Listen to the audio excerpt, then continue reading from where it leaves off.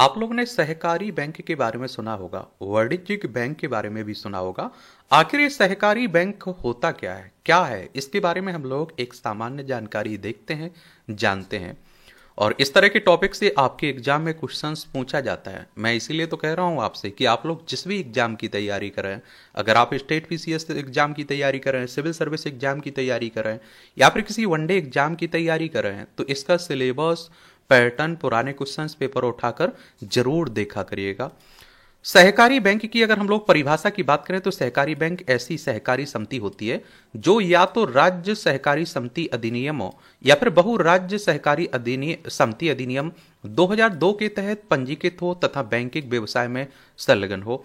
भारत में सहकारी बैंकों को शहरी सहकारी बैंकों और ग्रामीण सहकारी बैंकों में वर्गीकृत किया गया है।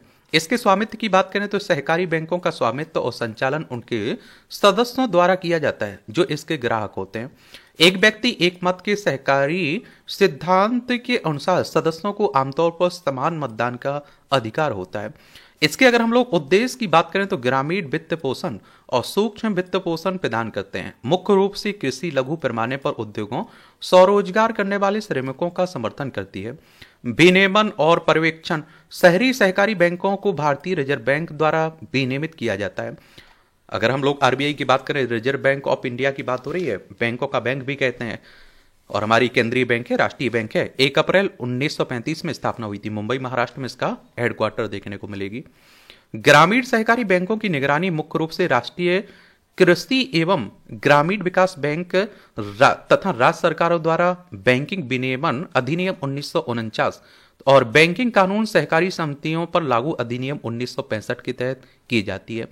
लाइसेंस रद्द करना, यदि कोई सहकारी बैंक बैंकिंग परिचालन बंद कर देता है या आरबीआई द्वारा निर्धारित शर्तों को पूरा करने में विफल रहता है तो आरबीआई उसका लाइसेंस रद्द कर सकता है। अगर उसके महत्व की बात करें तो यूसीबी ये छोटे व्यवसायों और व्यक्तियों की वित्तीय आवश्यकताओं को पूरा करते हैं तथा शहरी एवं अर्ध शहरी क्षेत्रों में विकास को बढ़ावा देते हैं। प्राथमिक कृषि ऋण समितियां पीएसीएस जैसे सहकारी बैंक किसानों को ऋण उपलब्ध कराने तथा ग्रामीण आर्थिक विकास को बढ़ावा देने में महत्वपूर्ण भूमिका निभाते हैं।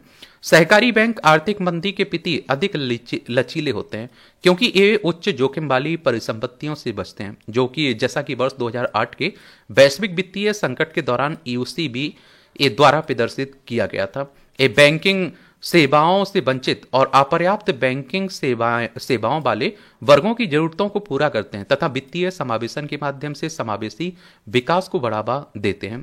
ये पहलू देख लीजिए, वाणिज्यिक बैंक और सहकारी बैंक। शासकीय अधिनियम, वाणिज्यिक बैंकों का गठन संसद द्वारा पारित एक समान अधिनियम द्वारा किया जाता है। सहकारी बैंकों का गठन विभिन्न राज्यों द्वारा विभिन्न अधिनियमों के तहत किया जाता है। ये वाणिज्यिक बैंक और सहकारी बैंक में अंतर बताया जा रहा है। और आप देखिए, विनियमन की बात करें तो प्रत्यक्ष रूप से आरबीआई द्वारा ये आप देखते हैं वाणिज्यिक बैंक, और सहकारी बैंक की बात करें तो भारतीय रिजर्व बैंक, नाबार्ड और सहकारी समितियों के रजिस्ट्रार द्वारा विनियमित होती हैं।